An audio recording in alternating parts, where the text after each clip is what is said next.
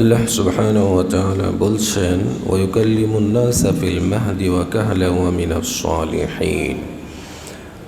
অর্থাৎ ঈসা আলাইহিস সালাম মানুষদের সাথে কথা বলবেন ফিল মাহদি, দোলনায় থাকা অবস্থায়, অর্থাৎ ছোটকালীন সময়েও শিশু অবস্থাতেও তিনি মানুষদের সাথে কথা বলবেন।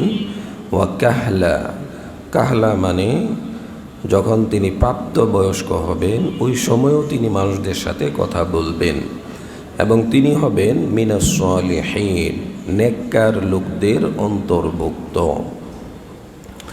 এর পটভূমি হচ্ছে যে ঈসা আলাইহিস সালাম তার মায়ের গর্ভে আসলেন জিবরাইল আলাইহিস সালামের ফুৎকারের মাধ্যমে এবং এরপরে তিনি ছিলেন বাবা ছাড়া। তো ইহুদিরা যখন তাকে জিজ্ঞেস করলো যে এটা কিভাবে সম্ভব, মারিয়াম তোমার সন্তান হবে কেন, এর পরিপ্রেক্ষিতেই এই আয়াত আল্লাহ তাআলা নাজিল করছেন যে তিনি শিশু অবস্থাতেই এই কথাগুলির জবাব দিবেন। অর্থাৎ তিনি বলবেন ইন্নী আব্দুল্লাহ, নিশ্চয় আমি আল্লাহর বান্দা, আতানিয়াল কিতাব, আমি কিতাব নিয়ে আসছি। এর পরিপ্রেক্ষিতে আল্লাহ বলছেন যে সে ছোট শিশু অবস্থাতেই মায়ের কুল থেকেই এর সাক্ষ্য দেবে যে সে আসলে কে, সে কি অন্যভাবে আসছে না তার আল্লাহকে, এবং তার পরিচয় কি এই সম্পর্কে তিনি নিজেই বলবেন। তো শিশু অবস্থাতেই বলবেন। তো শিশু অবস্থাতে যদি একটা শিশু কথা বলে তা আমরা অবশ্যই এটা অলৌকিকভাবে নিব, যার এই বাচ্চা কথা কয় কেমনে। তো এই বাচ্চা তো এমনি কথা কয় না, এই বাচ্চাকে অবশ্যই আল্লাহ তাআলা শক্তি দিছেন। কে শক্তি দিছেন? আল্লাহ শক্তি দিছেন। কেন দিছেন? যে তার হওয়াটা যেহেতু অস্বাভাবিক, এটাকে যাতে মানুষ অন্য দিকে না নেয়, এটাকে যাতে মানুষ খারাপ দিকে না নেয়, এই জন্য আল্লাহ তাআলা তাকে ওই সময় কথা বলার শক্তি দিছেন। ওয়ায়ুকাল্লিমুন নাসা ফিল মাহদি ওয়া কাহলা ওয়া মিনাস সালিহিন, তিনি দোলনায় থাকা অবস্থায় শিশুকালেও কথা বলবেন এবং বড় হওয়ার পরেও কথা বলবেন। ওয়া মিনাস সালিহিন, এবং নেককারদের অন্তর্ভুক্ত হবেন। আচ্ছা, বড় হওয়ার পরে তো সবাই কথা বলবেই, তাহলে এটাকে আল্লাহ আবার আলাদা করে বলার দরকারটা কি? বড় হলে সবাই কথা বলে না? সবাই তো কথা বলে। তাহলে ছোট সময় কথা বলবেন এটা মজেজা, ঠিক আছে, আবার বড় হয়ে কথা বলবেন এটা কেন আল্লাহ তাআলা বললেন? এটা এজন্যই আল্লাহ তাআলা বলছেন যে ঈসা আলাইহিস সালাম কি আল্লাহ তাআলা যখন আসমানে উঠিয়ে নেন তখন তার বয়স ছিল 30 থেকে 35 বছর। অর্থাৎ আর মানুষের প্রাপ্তবয়স্ক হয় বা তার জ্ঞান বুদ্ধি ভারত্ব হয়েছে, এটাকে ধরে নেওয়া হয় 40-এর পর থেকে, যে একটা মানুষ তার মধ্যে পরিপূর্ণ বুঝ, পরিপূর্ণ বুদ্ধি তখনই আসে যখন তার বয়স মোটামুটি 40-এ যায়। তো এবং রাসূল সাল্লাল্লাহু আলাইহি ওয়াসাল্লাম নবুয়ত পেয়েছেন 41 বছর বয়সে। তো তিনি তো আগেই চলে গেছেন। তো তার এই সময়টাকে, পুরা সময়টাকে শিশুকালই ধরা হয়েছে, যে 30-35 বছর তিনি তো কথা বলবেনই। এরপরে তাহলে কোথাও না আর কথা বলবেন? তো এই সময়ের মধ্যে তো তিনি চলেই গেছেন। কিন্তু ঈসা আলাইহিস সালাম আসবেন এটা আমরা সবাই জানি। এবং রাসূল সাল্লাল্লাহু আলাইহি ওয়াসাল্লামের রওজার পাশে যারা হজে গেছেন বা যাবেন, রওজার পাশেই প্রথম যেই কবরটা সেটাই হচ্ছে ঈসা আলাইহিস সালামের জন্য খালি রাখা হয়েছে, যে ঈসা আলাইহিস সালাম সেখানে শুবেন। অর্থাৎ তিনি আবার পৃথিবীতে আসবেন। তিনি যখন পৃথিবীতে আসবেন তখন অনেক কথা বলবেন। তখন তিনি আমাদের এই উম্মতের যেই সিস্টেম, এই নবীর উম্মত হয়ে, আমাদের নবীর উম্মত হয়ে তিনি আসবেন এবং তিনি সব কিছু বলবেন। এই জন্য বলা হয়েছে যে তিনি এর আগে যা বলে গেছেন শিশুকাল থেকে নিয়ে এটা শিশুকালই, আর যখন তিনি আবার আসবেন অর্থাৎ তিনি প্রাপ্তবয়স্ক হওয়ার পরেও, এরপরেও তিনি কথা বলবেন। তার জীবনের ভাগই হচ্ছে দুইটা, একটা হচ্ছে শিশুকাল থেকে নিয়ে তিনি চলে গেছেন, তাকে আসমানে উঠায় নেওয়া হয়েছে, আর এরপরে যখন তিনি আবার আসবেন, আসার পরে যখন দাজ্জালকে হত্যা করবেন, এই সময়টাকে আবার দ্বিতীয় সময় তার ধরা হয়েছে। আর ওই সময়ও তিনি কথা বলবেন, হকের কথা বলবেন, কোরআনের কথা বলবেন, সুন্নার কথা বলবেন, সেই কথাই এখানে বলা হয়েছে। এই জন্য আলাদাভাবে বলা হয়েছে যে তিনি শিশুকালেও কথা বলবেন এবং প্রাপ্তবয়স্ক হওয়ার পরেও কথা বলবেন। ওমিনাস সালিহিন, এবং তিনি নেককারদের অন্তর্ভুক্ত হবেন। নবী আবার নেককারদের অন্তর্ভুক্ত হবেন, এটা বলার দরকার আছে যে শুধুমাত্র অন্য অন্য গুণ থাকলেই হবে না, বরং নেককার হওয়া এটা হচ্ছে অন্যতম একটা গুণ। অনেকের অনেক গুণ আছে, অনেক টাইটেল আছে, অনেক শিক্ষাগত যোগ্যতা আছে, অনেক কিছু আছে, কিন্তু নেককার না। তার এই যোগ্যতা দিয়ে কি হবে? কোনো কিছুই হবে না। এই জন্য সাথে সাথে এত কিছু যোগ্যতার পরেও তিনি ছোট সময়ে কথা বলবেন, বড় সময়ে কথা বলবেন, এবং সাথে সাথে বলছেন যে তিনি আবার নেককারও, তিনি নেককারদের অন্তর্ভুক্ত। এই জন্য আমাদেরকেও নেককার হইতে হবে। আমি দিনে কয়টা নেকির কাজ করি, কয়টা গুনার কাজ করি। আমি যদি গুনার কাজ বেশি করি তাহলে আমি বদকার, আমি যদি নেকির কাজ করি তাহলে আমি নেককার। আর আমি যদি বদ কাজ করি, অর্থাৎ খারাপ কাজ করি, গুনার কাজ করি, আর নিজেকে দাবি করি যে আমি আল্লাহর ওলি, আমি নেককার, তাহলে তো আর হবে না। এই জন্য নেক কাজ বেশি বেশি করতে হবে, তাহলেই সে নেককার। ক্বালাত রব্বি আন্না ইয়াকুনু লি ওয়ালাদু ওয়া লাম ইয়ামসাসনি বাশার। যখন তাকে অর্থাৎ মরিয়মকে সুসংবাদ দেওয়া হলো যে তোমার একটা সন্তান হবে, তো মরিয়ম আশ্চর্য হয়ে গেলেন। তিনি বললেন রব্বি, হে রব, আন্না ইয়াকুনু লি ওয়ালাদ, কেমনে আমার সন্তান হবে? এটা কোনো কথা হইল? ওয়ালাম ইয়ামসাসনি বাশার, বাশার মানে মানুষ, ইয়ামসাসনি মানে স্পর্শ, ওয়ালাম মানে না, অর্থাৎ কোনো মানুষ আমাকে স্পর্শ করে নাই, আমার বিয়ে হয় নাই, আর আমার সন্তান হবে, এটা কেমনে হবে? তো আশ্চর্যজনক ব্যাপার। অর্থাৎ তিনি বুঝছেন যে এই অবস্থায় যদি আমার সন্তান হয়, আমার স্বামী নাই, আমাকে কোনো পুরুষ স্পর্শ করে নাই, এই অবস্থায় যদি আমার সন্তান হয়, তাহলে আমি মানুষের মাঝে মুখ দেখাবো কেমনে? এই ভয়, এই জন্য তিনি এই কথা বলছেন। আল্লাহ পারেন না এই জন্য না, আল্লাহ পারেন, কিন্তু এই পরিস্থিতি যে সৃষ্টি হবে এই জন্য তিনি এই কথা বলছেন। কিন্তু আমাদের সমাজে এরকম মহিলা আছে যে বিয়ের আগেই তো কত কিছু করতেছে, আবার বলতেছে যে এগুলি কোনো কি নেই, কোনো ব্যাপার না, যে আমরা একসাথে বন্ধু ছিলাম, এরপরে একটু ভালো লাগছে, এরপরে সে আমার বিবাহের প্রলোভন দেখাইছে। দেখেন না ফেসবুকে বিভিন্ন জায়গায় আইসা অনেক মহিলারা আইসা বলতেছে যে এর সাথে আমি এতদিন ছিলাম, সে আমার এরকম করছে, সেরকম করছে, এখন আর বিবাহ করতে চায় না, এই সেই, আবার বাচ্চাও হইতেছে। তো তাদের কোনো ভয় নাই, সামাজিক ভয় নাই, ভয় তো নাই। এটাকে গোপন করবে দূরের কথা, আরও ক্যামেরার সামনে এসে সারা পৃথিবীবাসীকে দেখাইতেছে যে দেখো আমরা কত বড় নির্লজ্জ বেহায়া, যে একটা পুরুষের সাথে এরকম করছি, কেউ জানতো না, সেটা আমরা নিজেরাই ফাঁস করতেছি। এগুলি আমাদের সমাজের অবস্থা। এরা তো ফাঁস করতেছে, আর যারা ফাঁস করতেছে না তাদের সংখ্যা কীরকম? বেহায়াপনার সংখ্যা, ব্যভিচার, জিনার পরিমাণ কি পরিমাণ বেড়ে গেছে তাহলে এই জিনিসটা।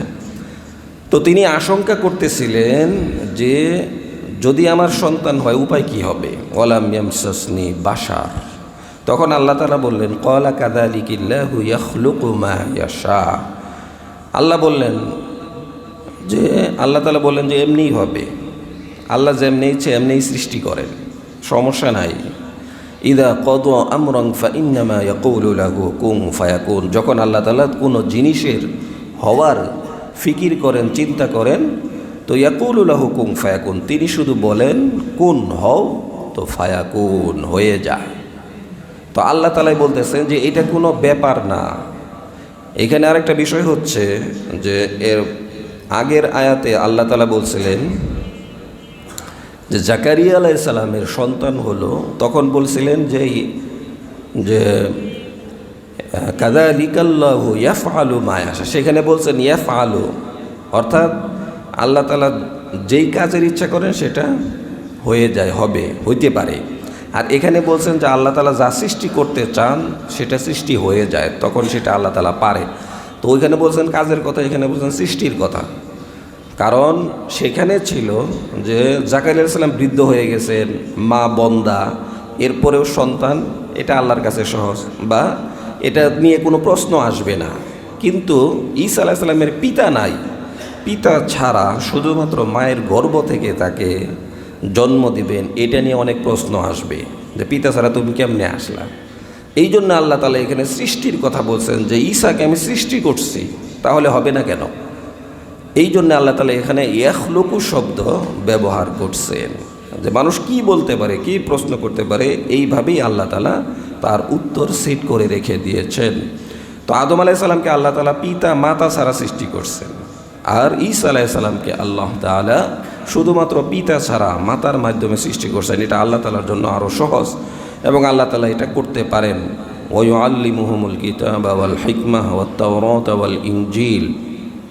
আর আমি ঈসা আলাইহিস সালামকে শিক্ষা দিব, তাকে শিক্ষা দিব কিতাব ওয়াল হিকমাহ এবং জ্ঞান, ওয়াত তাওরাত ওয়াল ইনজিল এবং তাওরাত এবং ইনজিলও শিক্ষা দিব ঈসাকে। ওয়া ইউআল্লিমুহুমুল কিতাব, কিতাব বলতে এখানে উদ্দেশ্য হচ্ছে কোরআন, কোরআন এবং সুন্নাহ, এবং হিকমা মানে সুন্নাহ। কিতাব অর্থাৎ কোরআনও শিক্ষা দিব এবং তাকে হিকমাতও শিক্ষা দিব। তো কোরআন তো তখন আসেই নাই, তো কেমনি শিক্ষা দিবেন? সুন্নত তো তখন আসেই নাই, রসুলই আসে নাই। ঈসা আলাইহিস সালাম যখন আসছেন, তো তখন তাকে কিভাবে কিতাব অর্থাৎ কোরআন এবং হিকমত শিক্ষা দিবেন, কোরআন এবং সুন্নাহ শিক্ষা দিবেন? আর সেটা এভাবে যে ঈসা আলাইহিস সালাম পরবর্তী সময়ে যখন আসবেন, তখন তিনি কোরআনের জ্ঞান চর্চা করবেন, কোরআন শিখবেন এবং সুন্নাহ শিখবেন, অর্থাৎ কোরআন হাদিসের জ্ঞান নিয়েই তিনি আসবেন। কোরআন সুন্নাহর জ্ঞান দিয়েই আল্লাহ তাআলা ঈসা আলাইহিস সালামকে পাঠাবেন। সেইটাই আল্লাহ তাআলা বলছেন ওয়া ইউআল্লিমুহুল কিতাব ওয়াল হিকমা, আমি তাকে শিক্ষা দিব, কিতাব এবং সুন্নাহ শিক্ষা দিব, এবং আরও শিক্ষা দিব কি তাওরাত, যেটা মূসা আলাইহিস সালামের উপরে নাজিল হয়েছিল, এবং ইনজিল। আর ঈসা আলাইহিস সালাম তাওরাত এবং ইনজিল দুই কিতাবেরই হাফেজ ছিলেন। তিনি দুই কিতাবই পড়তে পারতেন। ওয়া রাসূলান ইলা বানি ইসরাঈল, এবং তিনি বনি ইসরাঈলদের কাছে তাকে আমি বনি ইসরাঈলদের নিকট প্রেরণ করলাম রসুল হিসাবে। তো প্রেরণ করার পরে তিনি কি করলেন? আন্নী কদ জিতুকুম বিআয়াতিম মির রাব্বিকুম, যে আমি তোমাদের নিকটে আসছি তোমাদের প্রভুর কিছু নিদর্শন নিয়ে। কারণ নবীকে তো মানতে চায় না, যত নবী আসছে তাদের উম্মতরা তাদেরকে কখনোই মানতে চায় না, অর্থাৎ বলে যে না কিসের নবী টবি, আবার এখনই তো মানতে চায় না। অনেকেই বলে না যে কিসের কোরআন, কিসের হাদিস, কিসের মসজিদ মাদ্রাসা, এগুলি মোল্লা মৌলবী নানান কাহিনী আর কি যারা বলে, অনেকেই আছে এরকম। তো আন্নী কদ জিতুকুম বিআয়াতিম মির রাব্বিকুম, ঈসা আলাইহিস সালাম কেউ মানতে চায় না। তো ঈসা আলাইহিস সালাম বললেন যে আমি তোমাদের কাছে আসছি তোমাদের প্রভুর কিছু নিদর্শন নিয়ে, যে আমি যে নবী এটার কিছু প্রমাণ নিয়ে আসছি। প্রমাণ কি, নিদর্শন কি? আন্নী আখলুকু লাকুম মিনাত তীনি কাহাইআতিত তয়রি ফাআনফুখু ফীহি ফায়াকুনু তয়রাম বিইذনিল্লাহ, যে নিশ্চয়ই আমি সৃষ্টি করতে পারি, বানাইতে পারি, তোমাদের সামনেই বানাইতে পারি মিনাত তীন, পাখি, কাহাইআতিত তয়র অর্থাৎ মাটির আকৃতিতে পাখি বানাইয়া সেটার মধ্যে ফু দিলেই ফাআনফুখু ফীহি ফায়াকুনু তয়রাম বিইذনিল্লাহ, ফাআনফুখু এরপরে আমি এটার মধ্যে ফু দিলাম, ফীহি তার মধ্যে। মাটির পাখি পাওয়া যায় না? মাটির পাখি আমাদের অনেকের ঘরের মধ্যে কি আছে? বাঘ আছে, ভাল্লুক আছে, তারপরে হরিণ আছে, তারপরে মাটির কত কিছু আছে না এগুলি। আর এগুলি না থাকলে, এগুলি শোপিস হিসেবে না থাকলে, স্ট্যাটাস থাকে, সামাজিকতা থাকে, কি বলবে নাকি? সোফার সাথে বাঘ রাখছে, ফুমের বাঘ, তারপরে ইয়ের বাঘ মানে এই পশমের বা ইয়ের তুলার বাঘ রাখছে। এগুলি পাওয়া যায় না? বিভিন্ন জায়গাতেই পাওয়া যায়। আর এগুলি নিয়ে সন্তানরা ঘুমাইতেছে, যা আপনি যে তাকে পুতুল দিছেন, পুতুলের বাঘ হোক, ডাইরেক্ট পুতুল হোক, কোনো মহিলার আকৃতি দিয়ে এই যে পুতুল তাকে দিছেন, আর আপনার সন্তান এই পুতুল নিয়ে ঘুমাইতেছে। এরকম একটা ঘটনা আসছে যে বারবার এই সন্তানের, এই শিশুর শরীরের মধ্যে নখের আঁচড় দেখা যায়, খামসি দেখা যায়, যে এটা কোত্থেকে আসলো? সে তো আমাদের কাছেই শোয়া ছিল, কিন্তু এই নখের আঁচড় তার শরীরের মধ্যে বিভিন্ন জায়গায় কে আঘাত করলো? এগুলি যে এইগুলি কে আঘাত করছে? এগুলি ওই পুতুল, ওই পুতুলের আকৃতি ধরছে জিন, এই জিন আকৃতি ধরে আপনার সন্তানের উপরে সাওয়ার হয়েছে, তার উপরে নজর লাগাইছে এবং জিন তাকে ধরছে এবং এই জিনই তাকে তার আকৃতি ধরে তাকে খামসি দিছে। আর এটা থেকে আপনি ভালো করবেন কেমনে, এটা থেকে প্রটেক্টই করবেন কেমনে? এই জন্য এই ধরনের জিনিস ঘরের মধ্যে রেখে দেওয়া এটা সম্পূর্ণ হারাম। একজন মুসলমান এগুলি কেমনে রাখবে? যে পুতুল থাকবে তার ঘরের মধ্যে, একটা জীবের ছবি থাকবে, একটা জীব সেখানে থাকবে ঘরের মধ্যে, তো এইগুলি কখনোই ঠিক না। তো ঈসা আলাইহিস সালাম মাটির পাখি বানাইছেন আকৃতি, তো এর মধ্যে কি দিয়েছেন? ফাআনফুকু ফীহি ফায়াকুনু তায়রাম বিইذনিল্লাহ, ফু দিয়েছেন, তো ফায়াকুনু হয়ে গেছে তৈর পাখি বিইذনিল্লাহ। কেমনে হয়েছে? আবার সাথে লাগাই দিয়েছেন যে আল্লাহর অনুমতি ক্রমে হয়েছে, এমনি হয় নাই। ফু দেওয়ার সাথে সাথে হয়েছে, কিন্তু যখন আল্লাহ অনুমতি দিচ্ছেন যে হও তখন হয়েছে। অন্যথায় কেউ তো বলবে যে ও ঠিকই আছে, ইহুদিরা যেহেতু ঈসা আলাইহিস সালামকে আল্লাহর বেটা বলে, যে আল্লাহ যেহেতু পারেন তো হেও পারে, সেও পারে, এটা যাতে বলতে না পারে এই জন্য বলছেন যে বিইذনিল্লাহ, আল্লাহর অনুমতি সাপেক্ষে এরকম ফু দেওয়ার মাধ্যমে সে পাখি বানাইতে পারছে, এমনি না, তার আলাদা কোনো ক্ষমতা না। তবে আল্লাহ তাআলা তাকে মুজিজা দান করছিলেন, ওয়া উবরিউল আকমাহা ওয়াল আবরাস ওয়া উহিল মাউতা বিইذনিল্লাহ, এবং তিনি ভালো করতে পারতেন আকমাহা। আকমাহা মানে হচ্ছে জন্মান্ধ, যেই মানুষ জন্ম থেকেই অন্ধ, পরবর্তীতে সমস্যা হয়েছে চোখে এই জন্য অন্ধ হয়ে গেছে তা না, জন্ম থেকেই অন্ধ। ওয়া উবরিউল আকমাহা ওয়াল আবরাস, আবরাস মানে হচ্ছে কুষ্ঠরোগী, যে জন্মান্ধ এবং কুষ্ঠরোগীকে তিনি ভালো করতে পারতেন। ওয়া উহিল মাউতা বিইذনিল্লাহ, এবং মৃত ব্যক্তিকে তিনি জীবিত করতে পারতেন। এই সমস্ত মুজিজা আল্লাহ তাআলা ঈসা আলাইহিস সালামকে দান করেছিলেন। আর কি মুজিজা? ওয়া উনাব্বিউকুম বিমা তাকুলুনা মা তাদখিরুনা ফি বুয়ুতিকুম ইন্না ফি যালিকা লাআয়াতাল লাকুম ইন কুনতুম মুমিনিন, এবং তিনি জানতেন যে তোমরা আজকে বাসায় থেকে কি খেয়ে এসছো, কি খাইছো, ওয়া মা তাদখিরুনা ফি বুয়ুতিকুম, এবং বাসায় কি রাইখা আসছো এবং কি খেয়ে আসছো, এই সম্পর্কে তিনি বলতে পারতেন। ইন্না ফি যালিকা লাআয়াতাল লাকুম ইন কুনতুম মুমিনিন, যারা মুমিন হবে তাদের জন্য এগুলি হচ্ছে নিদর্শন। যদি তুমি মুমিন হও তাহলে এগুলি তোমার জন্য নিদর্শন। তো ঈসা আলাইহিস সালাম এগুলি তার অনুসারীদেরকে দেখাইছেন, তার উম্মতকে দেখাইছেন, কেন? নিদর্শন হিসেবে। আর এগুলি আল্লাহ তাআলা ঈসা আলাইহিস সালামকে কি হিসেবে দিছিলেন? মুজিজা স্বরূপ দান করেছিলেন।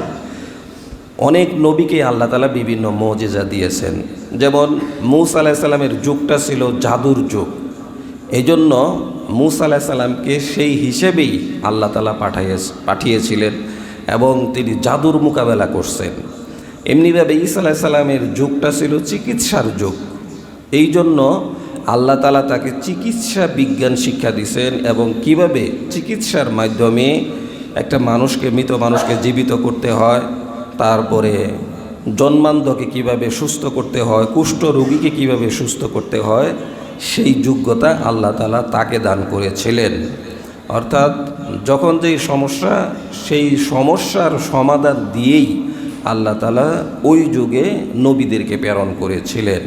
আর রাসূল সাল্লাল্লাহু আলাইহি ওয়াসাল্লামের যুগ ছিল সাহিত্যের যুগ, তো এই জন্য আল্লাহ তাআলা তাকে সাহিত্যের উচ্চাঙ্গের সাহিত্য দিয়ে আল্লাহ তাআলা রসুলকে পাঠিয়েছিলেন। এর পরের দিকে ওমুসাদ্দিকাল লিমা বাইনা ইয়াদাইয়া মিনাত তাওরাত ওয়া লিউহিল্লা লাকুম বা'দাল্লাযী হুররিমা আলাইকুম ওয়া জি'তুকুম বিআয়াতিন মির রাব্বিকুম ফাত্তাকুল্লাহা ওয়া আতিউন। তো ঈসা আলাইহিস সালাম মৃত মানুষকে জীবিত করতেন, এটা আল্লাহ তাআলার হুকুমে। তিনি ওই সময়ে 4 জন মানুষকে জীবিত করেছিলেন। একটা হচ্ছে আজর নামে একজনকে জীবিত করেছিলেন, এটা তার বন্ধু ছিল। 2 নম্বর হচ্ছে এক লোকের সন্তানকে তিনি জীবিত করেছিলেন। আর আশের নামে এক লোকের কন্যা সন্তানকে তিনি জীবিত করেছিলেন। আর সাম ইবনে নূহ আলাইহিস সালামের এক সন্তান সেই সময়ে মারা গিয়েছিল, নূহ আলাইহিস সালামের সময়ে, তাকে তিনি জীবিত করেছিলেন। আজর তার বোন এসে ঈসা আলাইহিস সালামের কাছে বলছে যে আমার ভাই তো অসুস্থ, তো তাকে সুস্থ করতে হবে। তো ঈসা আলাইহিস সালাম যাচ্ছেন, তো যাওয়ার প্রতিমধ্যেই দূরে ছিল, 3 দিন লাগছে যাইতে, তো এর মধ্যেই তিনি মারা গেছেন। তো মারা যাওয়ার পরে বলছেন যে আমি আমার ভাইকে জীবিত হতে দেখতে চাই। তো ঈসা আলাইহিস সালাম কবরের পাশে গিয়ে বলছেন কুম বিইذনিল্লাহ, আল্লাহর অনুমতিক্রমে কবরবাসী তুমি দাঁড়িয়ে যাও। তো সে দাঁড়িয়ে গেছে। দাঁড়িয়ে যাওয়ার পরে এরপরে সে অনুমতি চাইছে আমি যাতে দুনিয়া আরও কিছুদিন থাকতে পারি। তারপরে তিনি অনেক দিন দুনিয়াতে ছিলেন এবং বিবাহ করছেন, এরপরে সন্তান হয়েছে, এরপরে আবার তিনি মারা গেছেন। এমনিভাবে তিনি এক কবরের পাশ দিয়ে যাইতেছিলেন, তো দেখলেন যে এক মহিলা কান্নাকাটি করতেছে। বললেন যে কি হয়েছে? যে এখানে আমার সন্তান মৃত অবস্থায় আছে, কয়েকদিন আগে কবর দেওয়া হয়েছে। তো তিনি ওই কবরের পাশে গিয়ে যখন কুম বিইذনিল্লাহ বলছেন, তো কবর কেঁপে উঠছে। এরপরে আরেকবার যখন বলছেন, তখন কবর থেকে সে বের হয়ে আসছে। বের হয়ে আসার পরে এরপরে ওই কবর থেকে উঠে কাপড় খুলে তিনি বাসায় চলে গেছেন। এরপরে তার বিবাহ হয়েছে, সন্তান হয়েছে, এরপরে তিনি মারা গেছেন। এমনিভাবে শাম ইবনে নূহ আলাইহিস সালামের সন্তান, তাকেও জীবিত করছেন। ঈসা আলাইহিস সালাম বলছেন কুম বিইذনিল্লাহ, যে আল্লাহর অনুমতিক্রমে তুমি উঠো। তো সে উঠছে। তো উঠার সময় দেখছেন যে তার চুল পেকে গেছে। এই প্রথম কারো চুল পাকে, আগে মানুষের এরকম চুল পাকতো না। তো তিনি বললেন যে কী ব্যাপার, কেয়ামত হয়ে গেছে কি না? তো ঈসা আলাইহিস সালাম বললেন যে না, কেয়ামত হয় নাই, এটা আমি ঈসা, আমি তোমাকে আল্লাহর অনুমতিক্রমে জীবিত হতে বলছি। তো এরপরে তিনি জীবিত হয়েছেন। জীবিত হওয়ার পরে তিনি জিজ্ঞেস করছেন যে আমি কিছুদিন থাকতে পারবো কি না? যে হ্যাঁ, থাকতে পারবে। তো থাকলে এরপরে যখন আমি মারা যাব তখন কি আবার মৃত্যুর কষ্ট আমার হবে কি না? তো ঈসা আলাইহিস সালাম বলছেন হবে। যদি তুমি এখনই মৃত্যুবরণ করো তাহলে মৃত্যুর কষ্ট হবে না, আমি আল্লাহর কাছ থেকে এটা মাফ নিয়ে নেব। আর যদি তুমি এখানে দুনিয়াতে আরও কিছুদিন বাঁচতে চাও, থাকতে চাও, তাহলে সেই ক্ষেত্রে আবার মৃত্যুর কষ্ট ভোগ করতে হবে। আবার এ তো 3 জনের কথা বললাম। আবার আরেকজন যে ছিল, তাকেও যখন জীবিত করা হয়েছে, সেও বলছে যে আমাকে আবার কবরে পাঠায় দেন, কারণ এই দুনিয়ায় আমার কোনো আর কাজ নাই। আমরাও যদি একবার কবরে যাইতে পারি তখন এই কথাই বলবো। অন্য জায়গায় আল্লাহ বলছেন যে তখন মানুষ বলবে যে আল্লাহ কিছু সময় দেন, দুনিয়ার কাজ আর নাই, দুনিয়ার কাজ আর কেউ করবে না। বলবে আল্লাহর কাছে আবদার করবে যে হে আল্লাহ, আপনি পাঠায় দেন। কিসের জন্য? যে কিছু নেক আমল করার জন্য। তাফসির হয়তো একটু বসলাম, জুমার নামাজে একটু বসলাম, একটু আগে আসলাম, নামাজটা ভালোভাবে পড়লাম, 5 ওয়াক্ত নামাজ জামাতের সাথে বললাম, বেশি বেশি দান সদকা করতাম, কোরআন তেলাওয়াত করব। দুনিয়া একটু যাওয়ার সুযোগ দেন, বাড়ি গাড়ি যা আছে সন্তানদের থেকে কেড়ে নিয়ে তারপরে সব আল্লাহর রাস্তায় দান করে আসব। কিন্তু আল্লাহ কি বলবেন? আল্লাহ বলবেন যে না, আর হবে না। আর কুল ইয়াতাওয়াফাকুম মালাকুল মাউতিল্লাযী ওয়াক্কিলা বিকুম সুম্মা ইলা রাব্বিকুম তুরজাউন ওয়ালাউ তারা ইযিল মুজরিমিন নাকিসু রুউসাহুম ইনদা রাব্বিহিম। যে যখন মুজরিমরা, গুনাহগাররা ডাইরেক্ট দেখবে যে এরকম শাস্তি কবরের মধ্যে, তখন বলবে রব্বানা আবসরনা ওয়া সামি'না, হে আল্লাহ আমরা তো দেখলাম, আগে তো শুধু শুনছি, দেখি নাই। হুজুররা বলছে শুনছি, আর বলছি এগুলি শুধু শুধু, আর এখন তো দেখলাম। রব্বানা আবসরনা, নিজের চোখ দিয়ে দেখছি, ওয়া সামি'না, শুনছি, ফারজি'না, এখন আল্লাহ দুনিয়াতে একটু পাঠায়া দেন। তখন কি করব? নামাল সলিহা, খালি নেকির কাজ করব, কিচ্ছু করব না, দুনিয়াদারি বাদ দিয়ে শুধু নেক কাজ করব। তো আল্লাহ কি বলবেন? কখনো এটা সম্ভব না। তো ওই মৃত ব্যক্তিও বলতেছে যে আমার তো দুনিয়াতে কোনো কাজ নাই, দুনিয়া তো ঝামেলা, তা আবার কবরে পাঠায় দাও। এবং শাম ইবনে নূহ আলাইহিস সালামের সন্তানকেও আবার কবরে পাঠিয়ে দেওয়া হয়েছে। তো এইভাবে নূহ আলাইহিস সালাম এরকম 4 জনকে জীবিত করেছিলেন। কেমনে জীবিত করছেন? আল্লাহ তাআলার অনুমতি ক্রমে। এবং তিনি যে ফু দিছেন, এই ফু কই থেকে আসছে? যে ঈসা আলাইহিস সালাম ফুৎকারের মাধ্যমে তার জন্ম। মারিয়াম যখন গোসলখানায় ছিলেন, তো হঠাৎ করে জিবরাইল আলাইহিস সালাম ঢুকে পড়ছেন গোসলখানায়, বাথরুমে ঢুকছেন। ঢোকার পরে তার বুকে ফু দিছেন। ফু দেওয়ার সাথে সাথে তিনি প্রেগনেন্ট হয়ে গেছেন, তার পেটে বাচ্চা চলে আসছে ফুর মাধ্যমে। এরপরে আল্লাহ তাআলা সেই ফুর যে শক্তি সেটা দিছেন, যেই ফুর মাধ্যমেই ঈসা আলাইহিস সালাম জন্মানদের চোখ ঠিক করে দিবেন এবং কুষ্ঠরোগীর রোগ সেরে দিবেন এই ফুয়ের মাধ্যমে, ফুকের মাধ্যমে। ফুয়ের শক্তি আছে না নাই? আছে, ফুয়ের শক্তি আছে। আগুন ধরাতে গেলেও ফু দেওয়া হয়, এটা তো হলো সাধারণ শক্তি। আবার ফু দিয়ে মোমবাতি তারপরে এগুলি বন্ধ করে দেওয়া হয়। আবার ফু দিয়ে কোনো কিছু শুকানো হয়। আবার ফুর এত শক্তি যে সারা পৃথিবীর সমস্ত ডাক্তার পুরা শরীর চেক আপ করছে, থাইল্যান্ড গেছে, তারপরে ভারত গেছে, ইন্ডিয়া গেছে, সব জায়গায় যাওয়া শেষ, কিন্তু রোগ ধরতে পারে না। রোগ ধরতে পারে না। কি হয়? শরীর কামড়ায়, ভাল লাগে না, মাথা ঝিমঝিম করে, কেমন জানি লাগে, কোনো কিছুই ভালো লাগে না। সব ডাক্তার দেখানো হয়েছে, খালি টেস্ট আর টেস্ট, টেস্ট আর টেস্ট, 1 লাখ 2 লাখ 5 লাখ গেছে, কিন্তু ভালো হয় না। তো এরপরে পাশের মসজিদের এক ইমাম সাহেবের কাছে নিয়ে গেছে। নিয়ে যাওয়ার পরে হুজুরে নজর লাগা আরও বিভিন্ন কিছুর দোয়া দরুদ সোরা টোরা পুরো ফু দিছে, কি হয়ে গেছে? ভালো হয়ে গেছে। এরকম ঘটনা মনে হয় নাই, তাই না? তা কথা কন না গিলিগে। তো এরকম ঘটনার শেষ নাই। তাহলে ফুর কি আছে? শক্তি আছে, এমন শক্তি যেটা সারা পৃথিবীর সমস্ত ডাক্তার মিলেও যেই কাজ করতে পারে না, সেটা একটা সাধারণ ফুর মাধ্যম হয়ে যায়। এটা সাধারণ ফু না। কোরআনের আয়াত পড়ে ফু দিলে এটি সাধারণ ফু? সাধারণ ফু না। এটিকে আপনি মোমবাতি নিভাইতেছেন নাকি? যে এই ফু দিলাম, যে মোমবাতি নিভাই দিলাম, সেটা তো সেই ফু না। এই ফু হচ্ছে কোরআনের আয়াতের ফু, দোয়ার ফু। এটার শক্তি, এটার পাওয়ার অনেক বেশি। ঈসা আলাইহিস সালাম ফু দিয়েই কী করছেন? কুষ্ঠরোগী এবং জন্মানদের অন্ধত্ব দূর করে দিয়েছেন। সেটাই আল্লাহ তাআলা সেই ফুয়ের কথাই বলছেন। ওয়ামুসাদ্দিকাল লিমা বাইনা ইয়াদাইয়া মিনাত তাওরাত, আর তিনি তাওরাতকে, তার পূর্ববর্তী যেই কিতাব ছিল সেটাকে সত্যায়ন করার জন্য আসছেন। অর্থাৎ যে তাওরাত আগে ছিল সেই কিতাবকে সত্যায়ন করতেছেন। ওয়ালি উহিল্লা লাকুম বা'দাল্লাযী হুররিমা আলাইকুম ওয়া জি'তুকুম বিআয়াতিম মির রাব্বিকুম ফাত্তাকুল্লাহা ওয়া আতিউন, এবং তোমাদের জন্য কিছু জিনিস যেগুলি হারাম ছিল ওগুলিকে হালাল করার জন্য আসতেছেন। আবার কিছু বিষয় ছিল যেগুলি কঠিন ছিল উম্মতের জন্য, এগুলিকে সহজ করার জন্য আল্লাহ তাআলার পক্ষ থেকে নিদর্শন নিয়ে আসছেন। ফাত্তাকুল্লাহা ওয়া আতিউন, সুতরাং তোমরা আল্লাহকে ভয় করো, ওয়া আতিউন, এবং তার অনুসরণ করো। তো আমরা শিখলাম যে আল্লাহ তাআলা বাবা ছাড়াও সন্তান দিতে পারেন। এগুলি সবই আল্লাহর কুদরত, এবং তিনি যা ইচ্ছা তাই করতে পারেন।